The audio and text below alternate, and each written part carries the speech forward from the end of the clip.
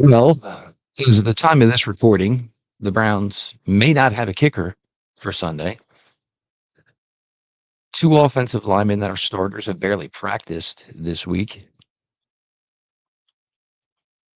The offense hasn't done much through the first two games. And the Green Bay Packers, who look to be no longer a contender in the NFC, but a favorite in the NFC, come to Cleveland for a matchup Sunday at 1 o'clock. So other than that, everything's going swimmingly. Cleveland Browns, Green Bay Packers, Week 3 preview on the OBR streaming network begins now.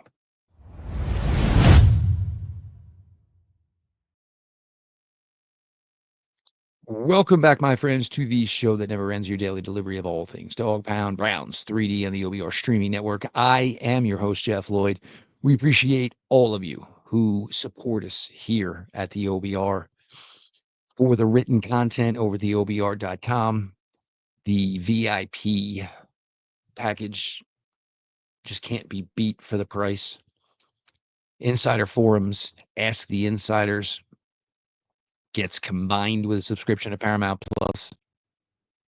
Too sweet to turn down. All the support for the OBR streaming network, which begins nightly at 6 p.m. Eastern.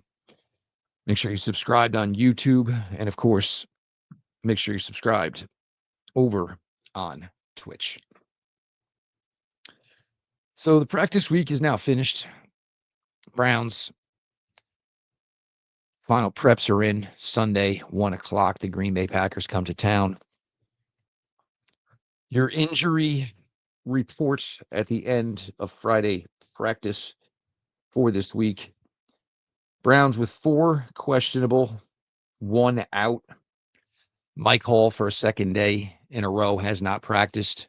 It's being described as part of the routine.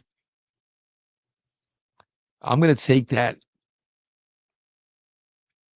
on the verbiage that was given. And, hopefully, we see Hall soon. And again, I'm not upset about this because the Browns defensive line right now is by far the best thing that is going for this team. And I think once Mike is pretty much 100%, he will be a pretty solid contributing factor to this defense. And I've preached patience and making sure Mike is as close to 100% before you bring him back. So I can't change my stance there now. Your 4 questionables. Joe Batonio did not practice at all this week with a back. From what Joe said on Thursday, it made it sound like, he thought he'd be good to go.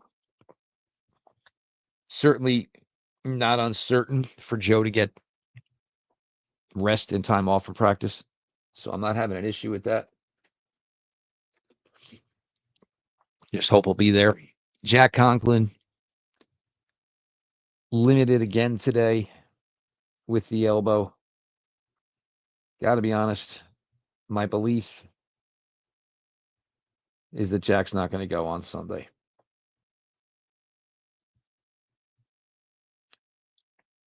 DeAndre Carter, second straight practice after the concussion suffered Sunday in Baltimore. Again, you get the 2 in. That usually means you should be good to go, but a questionable status. Then the one we were not expecting, Andre Schmidt, the kicker. Apparently something with the left calf, 2-day at practice. Browns do not have a kicker on the practice squad.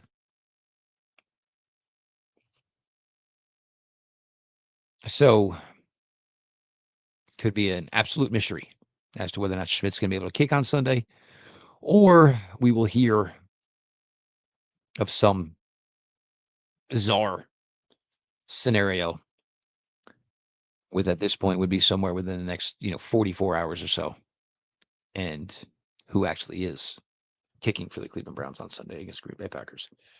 For the Packers, you have an out, Jerron Reed. I'm kind of surprised he's not on IR. Just seems weird. Double surgery, obviously, after the broken clavicle, and then dealing with the foot ankle injury. Certainly out. Offensive lineman Zach Tom limited all week in practice with an oblique,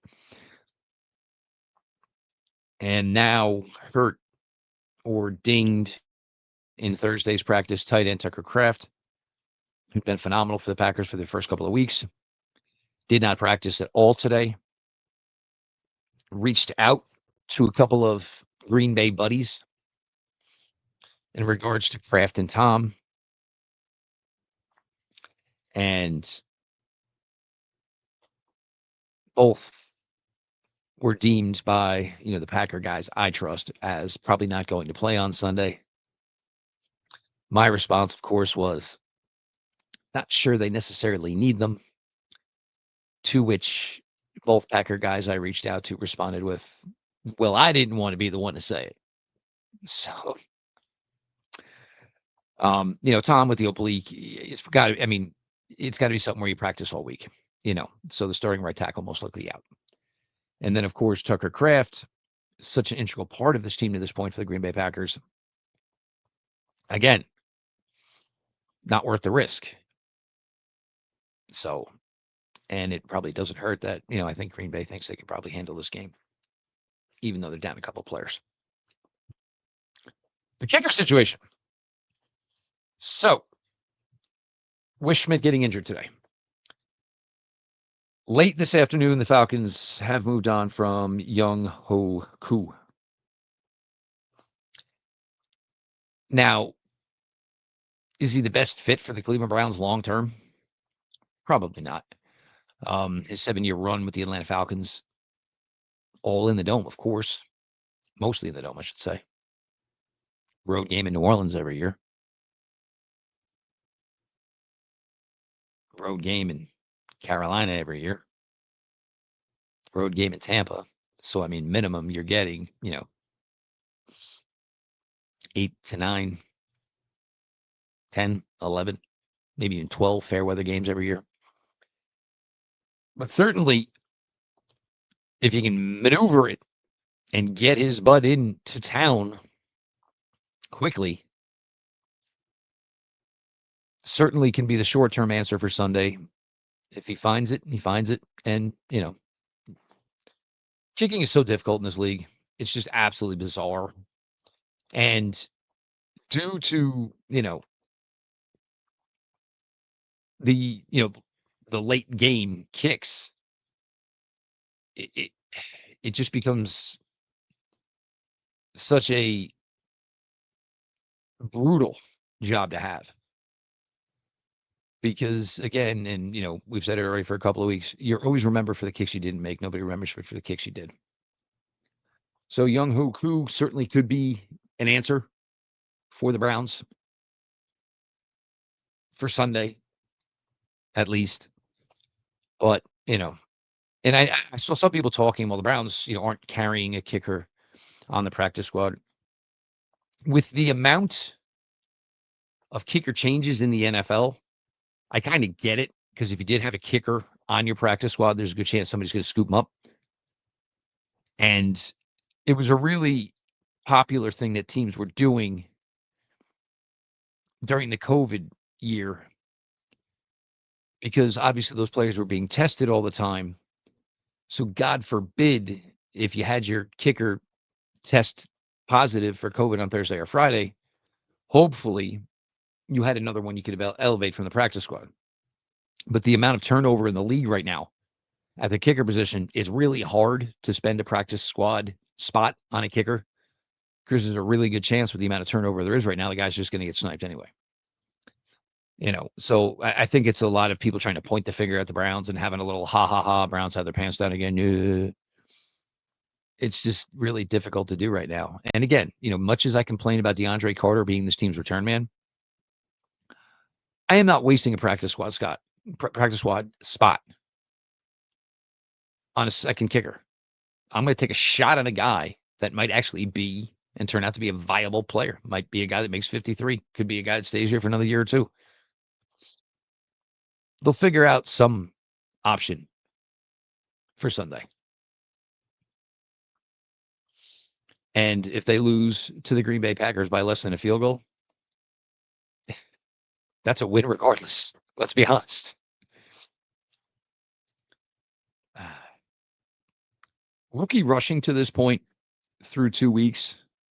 Quinshon Judkins is like fourth or fifth. And obviously, Quinshon only played one game at 61 yards. A lot of that was aided, of course, by a late fourth quarter run. This, has a chance to go really well, in my opinion, for Cleveland as far as Quinshon. And I've already talked glowingly, of course, about Dylan Sampson. And I know it still stings Browns fans. And in my heart of hearts, it sucks seeing Nick Chubb not be a part of this team. I truly understand why he isn't. It's just too great of a risk. And I don't think anybody on the Cleveland Browns wanted to have Nick Chubb here. If we were going to get, the what was left of Nick Chubb version. And certainly the fan base, I don't think they wanted to do that, the fan base either, because, he's going to be viewed on what he's currently doing. As much as we all loved what he did and the contributions Nick Chubb made to this franchise from 2018, a little bit last year into 2024, but some really high highs for Nick Chubb in his time with the Cleveland Browns.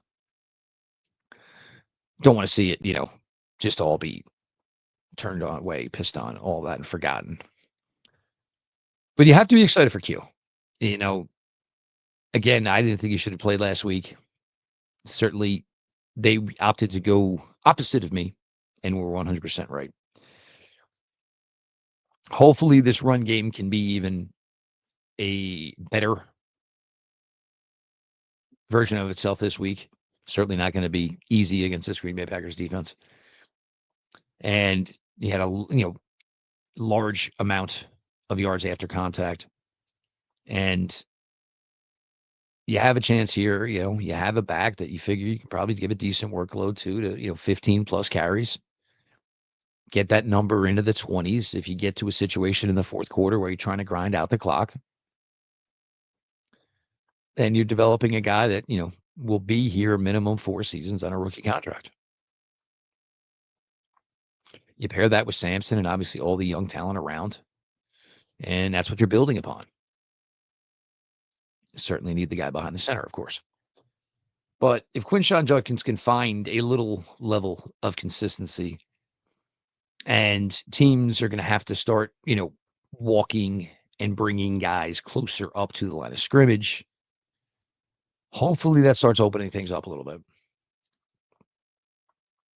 First 2 weeks, it's not been great by any means whatsoever as far as throwing the ball, even though there is, some production numbers there, of course. I think Harold Fannin is probably sneaky good for a nice week this week, because I just don't think teams, regardless of, what Fannin has done to this point and the statistical output is impressive, I don't think there's any defense right now that's, looking at the Cleveland Browns when they're going through their film and saying, well, we got to make sure we take away the third round rookie tight end. It's still going to be keeping Judy from, doing what he did last year. And I know a lot of people are maybe a little bit down on Jerry Judy right now, and 4 drops in 2 weeks will certainly do that to you. But if you go back and you look at the numbers, what Jerry Judy did through his first 2 games in 2024 certainly are not much different than what he did in 2025. Actually, what he has done to this point is actually a little bit better than what he started off with in 2024. I keep harping on it. Jerry Judy is a vertical receiver, and the short intermediate, he can kind of do some of that stuff and excel on it. It's not the strongest point of his game, and he doesn't seem to drop the ball on the deep ones. Seems to drop the ball a little bit, on the shorters. But you got to get Jerry Judy going. You get Jerry Judy 100-yard game, you're able to run the ball. All of a sudden, you can probably play with anybody in the league right now.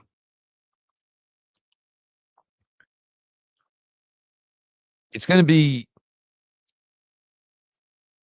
interesting if they cannot get it going offensively this week. And, I've had a lot of conversations with friends and, what this offense is doing to this point. It's really averaging 16.5 points per game. You're really getting to the point where if you don't think Dylan Gabriel can do what Joe Flacco's doing right now, I'm not sure anybody believes it. And it's certainly understandable to believe that the Cleveland Browns most likely lose this game and go to 0-3. And again, something I keep harping on, but if you're 0-3 and you thought Joe Flacco would maybe be the reason you could win some games, you're 0-3. Then what are we doing here? You could go 0-3 with Dylan Gabriel and Shedeur Sanders. Not a knock on Joe. We all like Joe. But again, this is one of the reasons I didn't want to go down this road ever again with Joe Flacco. Because 2023 was a fun, magical time. It's one Browns fans will remember forever when the villain came to Cleveland and became the hero. Well, in a year where not many expected much from the Cleveland Browns, you're going to have that Joe went from one-time villain to one-time hero back to get his ass out of here. We don't like him. He stinks. And I love the way you all will just flip the switch on anybody at any given time. Always have.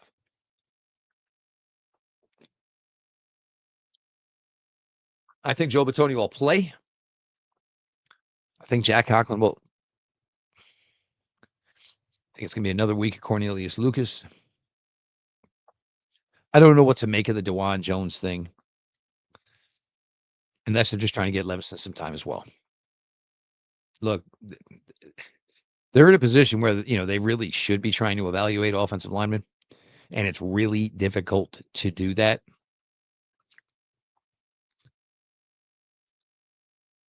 It's hard to just sub in offensive linemen and sub out offensive linemen. It's just a really, really strange occurrence. I mean, look, somebody gets hurt and you have to put another guy in there. Of course, makes all the sense in the world.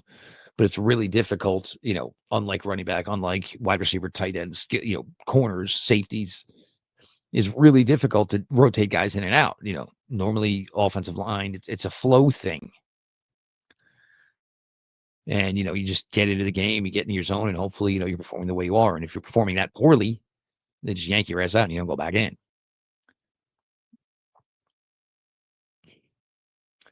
I think offensively, they're going to play better.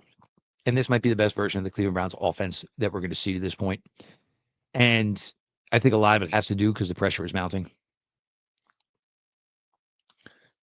But, a lot of individual talent, certainly, on this Browns offense now, between the kids, between Jerry Jeudy, between David Njoku. But it's a time where it all starts meshing together and hopefully, leads to some overall group team success on the offensive side of the ball. Micah is going to be an absolute menace, an absolute nuisance. It's who he is what he is. We know exactly what type of disruptive force Micah Parsons can be. We've all been seeing it firsthand since 2017 with the Cleveland Browns. He can line up anywhere. The defense overall is a boatload better because of the presence of the now number one wearing Micah Parsons.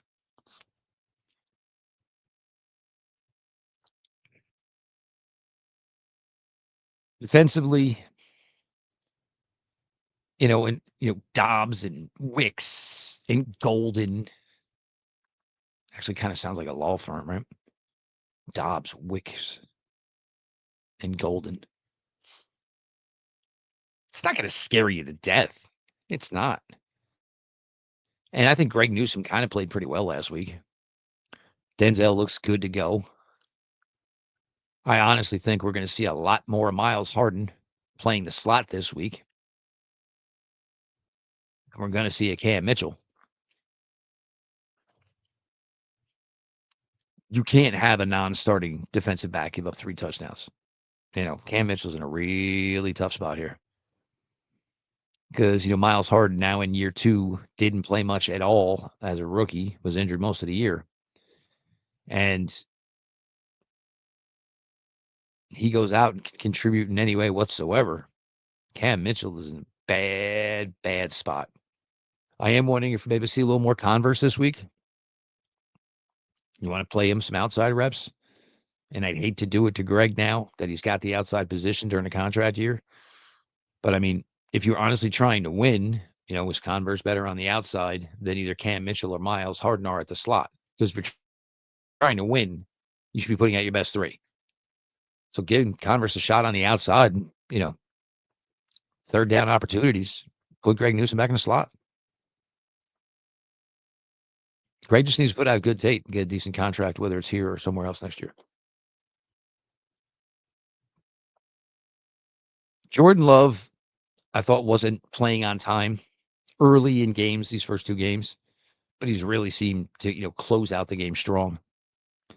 And, certainly as he kind of gets acclimated to a new weapon in Matthew Golden, takes time, takes a little rapport. Jordan Love, and don't let people tell you otherwise. Jordan Love is a pretty damn good quarterback, and he's extremely underrated in this league. Will they have their, tight end option in Tucker Kraft? Again, I believe the way I was already of the thought process, and I kind of, I believe what my Packer guys are telling me that they don't think it's going to be worth the risk. And who knows? Could be something extremely minor that happened Thursday at practice in Green Bay. Or Green Bay could be, kind of playing a little possum here, not showing their hold card.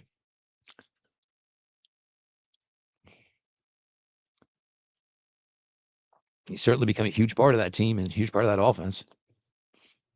We've certainly gotten to know Josh Jacobs in games with versus the Raiders over time. Good back, really good back.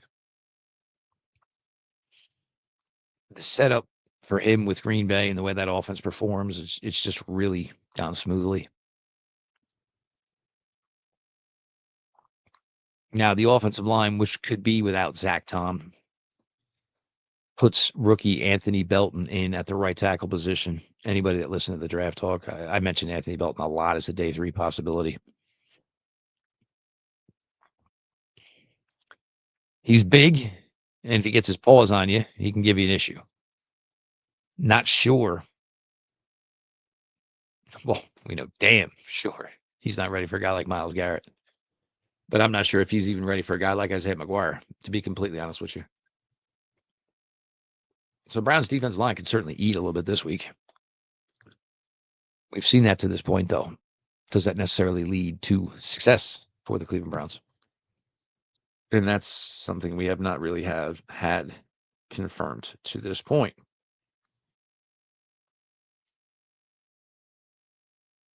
Now, the people turning on Coach Stefanski, I just don't get it. Is it an in-the-moment thing where now you're frustrated and aggravated because this team's already 0-2? Because it does seem really strange because so many people, Browns might go 1-5 or 0-6 in their first 6 games. So after the first 2 games, they're 0-2, and everybody, Jesus, what is going on? What is that? Some of it's weird. I got to be honest. I'm not sure Isaiah Bond is necessarily ready for the playing time he's getting right off the bat. Having come in so late, of course, right before the final preseason game. And I don't have an issue with the signing. I don't have an issue with the fact that he's on the 53-man roster. The Browns gave him a guaranteed contract, any of that stuff. I just, kind of have an issue that he's already out there. Because at this point, it was 1 reception in week 1. Week 2, just, you had no choice, I guess, because Carter got hurt. And that's another story altogether, as we all know. And you've all heard me talk about. But he ain't a return guy. No way whatsoever. He's just not a return guy, which somebody told you was not part of the Isaiah Bond experience. But, just keep getting these rookies involved. Again, whatever comes of this season, the most important thing is the development of Quinshon Judkins. It is the development of Dylan Sampson. It is the development of Harold Fannin Jr. It is the development of Isaiah Bond. the development of Mason Graham, the development of Carson Swester. That is what this entire season is about. If it leads to you getting some W's, that's more than okay. If it leads to we got some foundational pieces, that should be a really, really big part of the 2026 season. That is what we're looking for. Absolutely.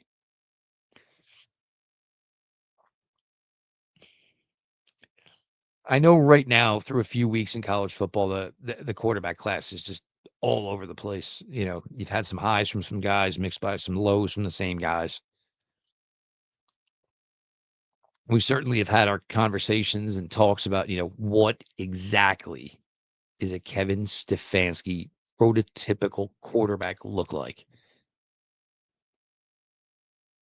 Some of us here at the OBR say they don't even know if Kevin knows.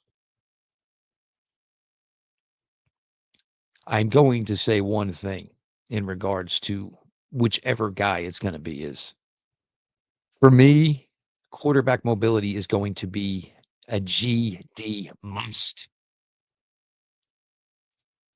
You watch all these other games, whether it's Thursday night, all day Sunday, Sunday night, Monday night.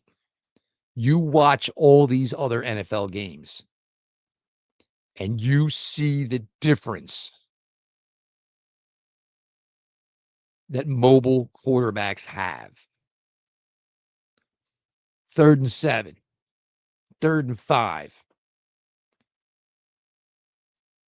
Defense brings the pass rush. Defense has a perfect call against your play.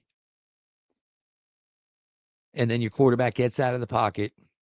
All hell breaks loose. He either creates space for his arm to get a first down, or he has his legs do the work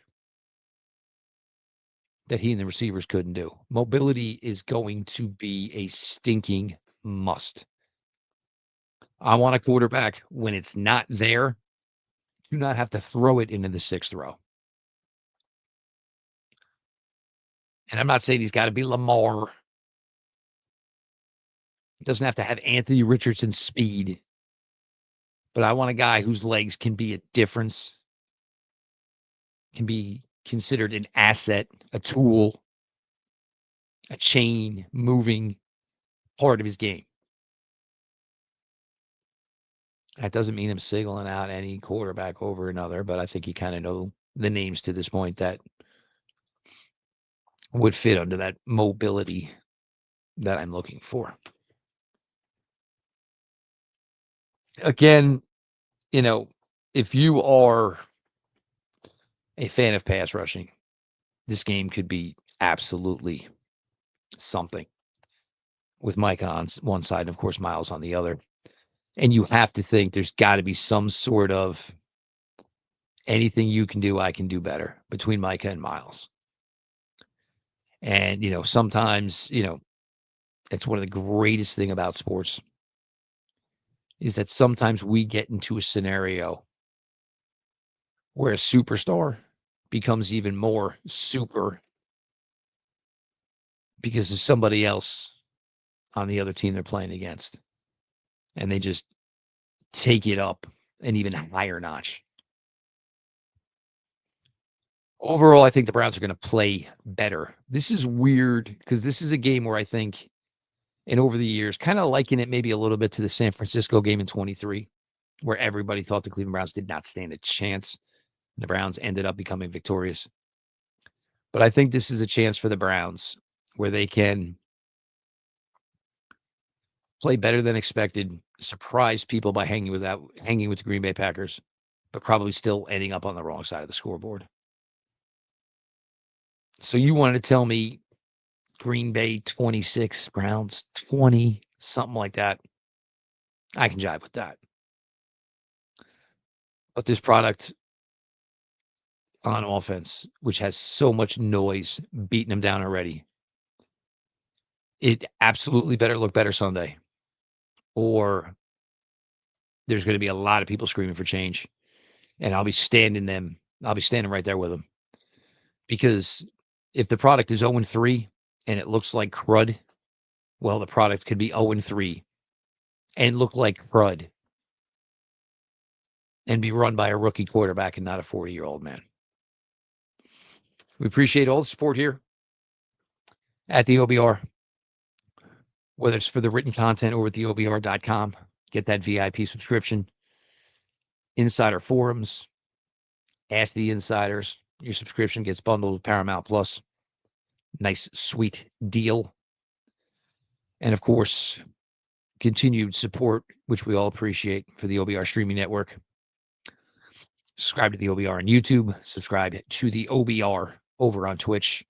This has been your daily delivery of all things Dog Pound Browns 3D on the OBR streaming network. And we will talk to y'all Sunday.